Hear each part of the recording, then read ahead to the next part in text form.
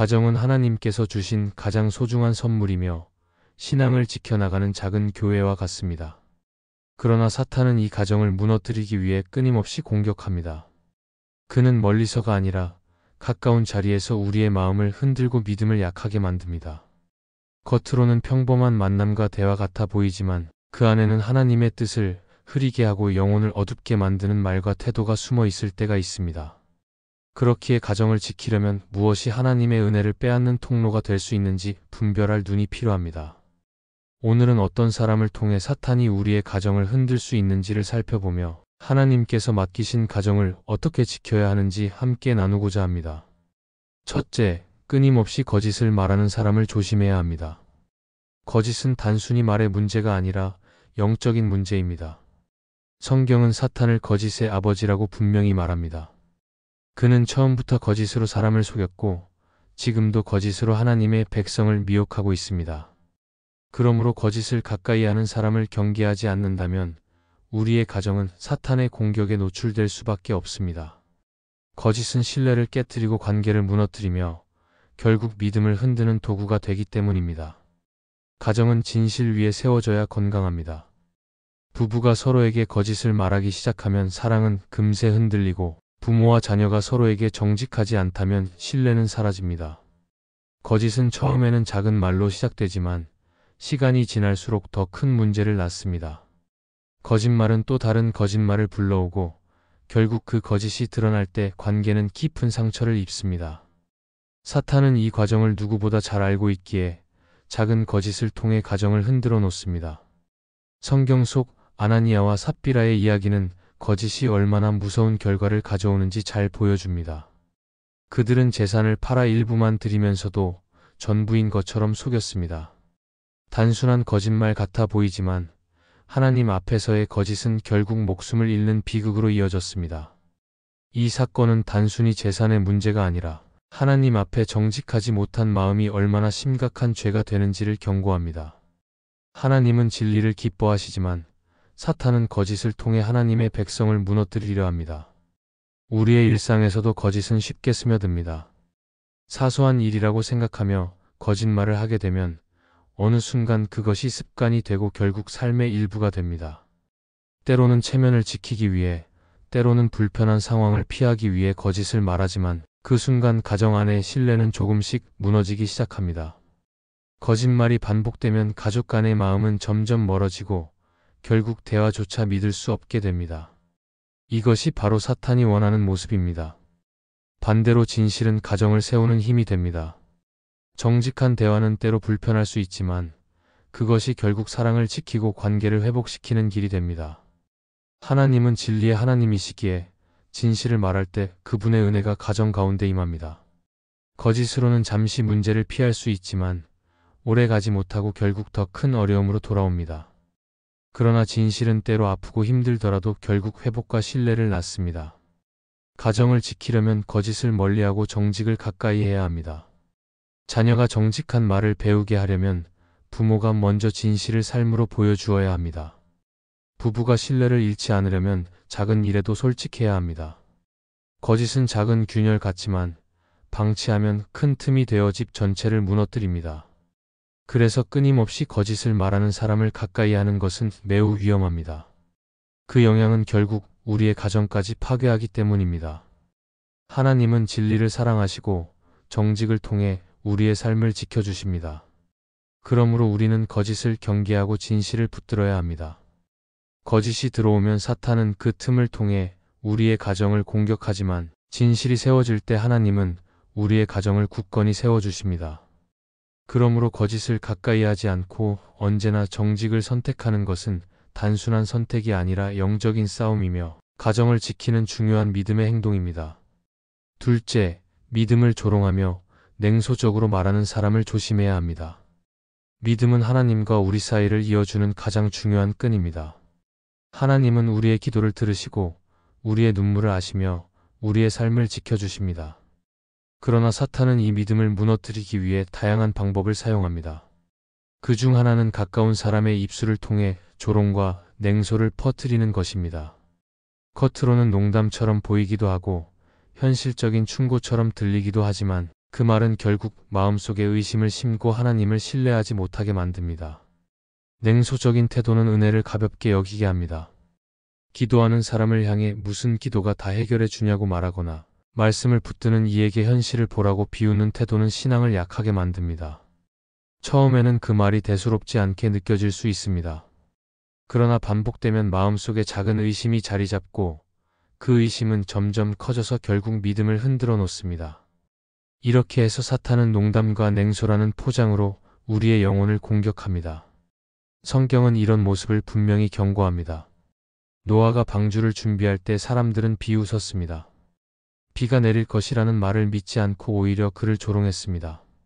그러나 하나님의 말씀은 반드시 이루어졌고 결국 그들의 냉소는 심판의 길로 이어졌습니다.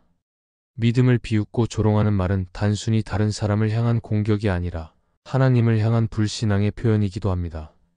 하나님은 조롱을 통해 드러나는 교만을 기뻐하지 않으시고 오히려 믿음을 굳건히 붙드는 사람을 귀하게 보십니다. 우리의 가정 안에서도 이런 냉소적인 말이 들어올 때가 있습니다. 가족 중 누군가가 기도하려고 할 때 그것이 소용없다고 말하거나 말씀을 묵상할 때 현실성이 없다고 조롱한다면 그것은 영적 공격의 신호입니다. 그 말은 가정의 분위기를 무겁게 하고 하나님을 향한 기대를 약하게 만듭니다. 신앙은 자라야 할 씨앗과 같아서 따뜻한 격려와 믿음의 분위기 속에서 성장합니다. 그러나 냉소적인 말은 그 씨앗을 얼어붙게 하고 결국 싹이 나지 못하게 만듭니다. 냉소는 겉으로는 지혜로운 척 보일 수 있습니다. 그러나 실제로는 하나님을 의지하지 않고 자기 생각을 높이는 태도입니다. 하나님을 신뢰하는 사람은 상황이 아무리 힘들어도 믿음을 놓지 않습니다.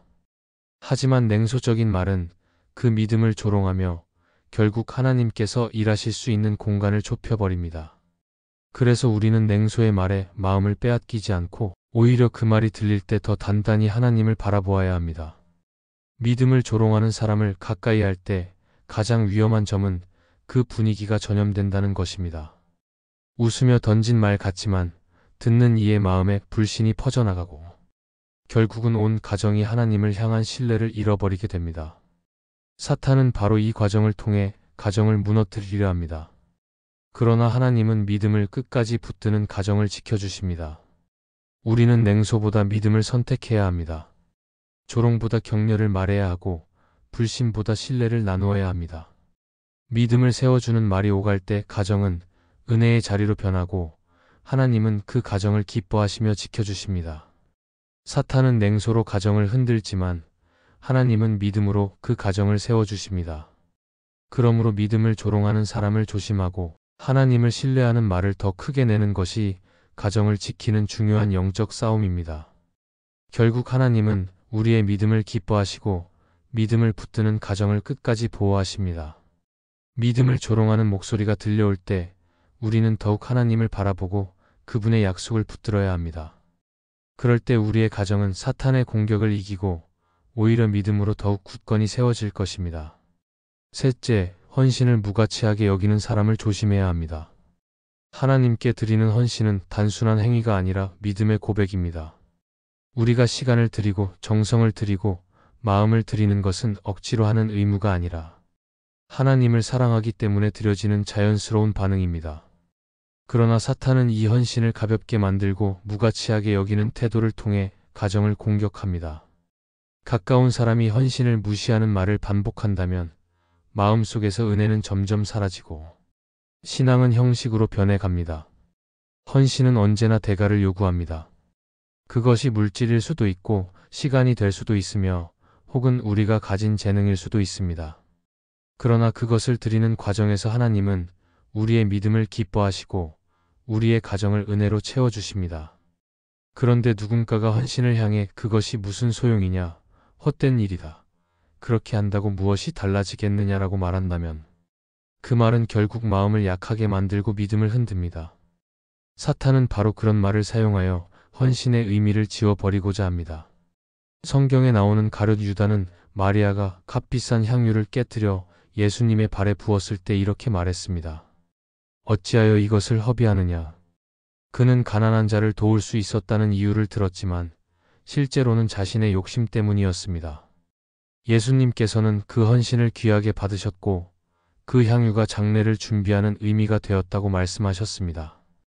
이 장면은 헌신을 무가치하게 여기는 태도가 결국 하나님을 향한 사랑을 부정하는 것임을 보여줍니다.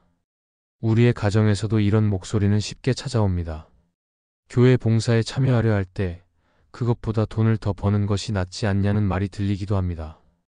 예배와 사역을 위해 시간을 들이려 할 때 그 시간에 차라리 다른 것을 하라는 조롱이 따르기도 합니다. 이런 말들은 처음에는 별것 아닌 것처럼 들리지만 반복되면 마음속에서 하나님을 향한 열정을 식히게 됩니다. 헌신이 무가치하다는 생각은 결국 하나님께 드려야 할 영광을 가로막고 가정을 영적으로 메마르게 합니다. 그러나 헌신은 절대 헛되지 않습니다. 하나님께서는 작은 섬김 하나도 기억하시고 그 믿음을 통해 가정을 지키고 세우십니다. 부모가 드리는 헌신을 자녀는 보고 배우며 부부가 함께 드리는 헌신은 서로의 믿음을 더욱 단단히 만듭니다. 헌신을 무시하는 말에 귀를 기울이면 그 순간부터 가정은 하나님께 드리는 축복의 길에서 멀어지지만 헌신을 존중하고 귀히 여길 때 가정은 은혜로 충만하게 됩니다. 사탄은 헌신을 향해 무가치하다고 속이지만 하나님은 헌신을 통해 영광을 받으십니다. 우리가 드리는 작은 수고와 정성이 하나님께는 향기로운 제사가 되고 그 향기는 가정 안에 흘러 풍성한 은혜를 맺게 합니다. 그러므로 우리는 헌신을 가볍게 여기는 말을 분별하고 그 말이 가정에 뿌리 내리지 않도록 지켜야 합니다. 헌신은 희생이 아니라 믿음의 열매입니다. 세상은 헛된 일이라고 말할지라도 하나님은 그 헌신을 통해 가정을 세우고 우리의 삶을 복되게 하십니다. 결국 헌신을 무가치하게 여기는 말에 넘어가지 않고 하나님을 향한 사랑으로 헌신을 이어갈 때 우리의 가정은 사탄의 공격을 이기고 더욱 굳건히 설 것입니다. 넷째, 세상의 성공만 강조하는 사람을 조심해야 합니다. 가정은 하나님께서 세우신 작은 교회입니다. 그런데 사탄은 이 교회를 무너뜨리기 위해 눈에 보이는 성취와 세상의 기준을 지나치게 강조하는 목소리를 사용합니다. 더 많이 가져야 하고 더 높이 올라야 하며 남보다 앞서야 한다는 말은 겉으로는 지혜롭고 현실적인 것 같지만 결국 신앙의 가치를 뒤로 밀어내고 하나님보다 세상을 더 크게 의지하게 만듭니다. 이런 생각이 자리 잡으면 가정의 분위기와 우선순위는 서서히 변하고 결국 믿음은 약해집니다. 성경을 보면 사울은 처음에는 겸손히 하나님의 부르심을 따랐지만 시간이 지나면서 성공과 사람들의 인정에 마음을 빼앗겼습니다. 그는 하나님께 순종하기보다 백성들의 눈치를 보았고 결국 그 선택 때문에 하나님의 은혜를 잃었습니다. 이 이야기는 세상의 성공을 지나치게 붙잡는 태도가 결국 하나님과 멀어지게 만든다는 사실을 잘 보여줍니다. 오늘 우리의 삶도 이와 다르지 않습니다. 가정 안에서 성공을 최우선으로 삼으면 아이들은 성적이나 성취로만 평가받고 부모도 돈과 지위의 마음을 빼앗기게 됩니다. 그러다 보면 말씀을 읽고 예배드리는 시간은 줄어들고 기도보다는 현실적인 방법만 찾게 됩니다.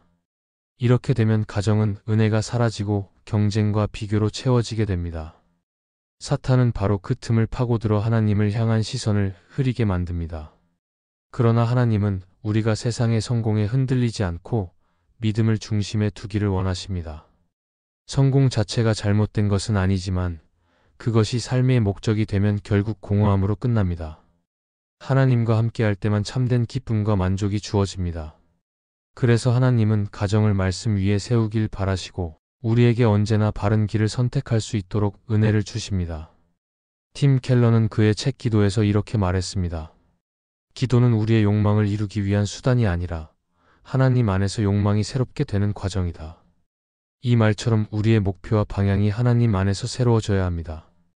기도를 통해 하나님이 원하시는 길을 붙잡을 때 가정은 세상의 기준에 휘둘리지 않고 오히려 믿음의 뿌리를 깊이 내리게 됩니다. 가정을 지키는 길은 분명합니다. 세상의 성공을 최고의 가치로 여기는 사람의 말에 마음을 내주지 않고 하나님을 우선에 두는 선택을 하는 것입니다. 그러면 가정은 서로를 비교하고 평가하는 자리가 아니라 서로를 격려하고 믿음으로 세워주는 공간이 됩니다. 하나님을 가장 먼저 두는 집은 사탄의 공격에 무너지지 않고 끝까지 지켜집니다. 결국 세상의 성공만 강조하는 말은 달콤해 보이지만 영혼을 약하게 만듭니다. 그러나 하나님을 우선에 두는 가정은 흔들림 없이 서고 어떤 상황 속에서도 은혜와 평안을 누리게 됩니다. 그러므로 우리는 세상의 성공이라는 기준에 매이지 않고 하나님께서 주시는 은혜를 중심으로 가정을 세워야 합니다. 이것이 사탄의 공격을 이기고 하나님께서 기뻐하시는 가정을 지키는 길입니다. 가정을 지키는 힘은 세상의 기준이 아니라 하나님께 있습니다. 사탄은 거짓과 조롱과 세속적인 가치로 우리의 집을 흔들지만 하나님은 언제나 우리와 함께 하시며 보호하십니다. 그러므로 우리는 두려워하지 말고 하나님께 시선을 고정하며 믿음을 붙들어야 합니다. 그렇게 할 때 우리의 가정은 끝까지 은혜 안에서 안전하게 세워질 것입니다. 이 말씀이 마음의 은혜가 되셨다면 좋아요와 구독으로 함께 해주세요. 그리고 댓글에 아멘이라고 남겨주시면 하나님의 은혜가 더 많은 사람들에게 전해질 것입니다. 여러분의 삶 위에 하나님의 은혜가 언제나 함께 하시기를 바랍니다. 감사합니다.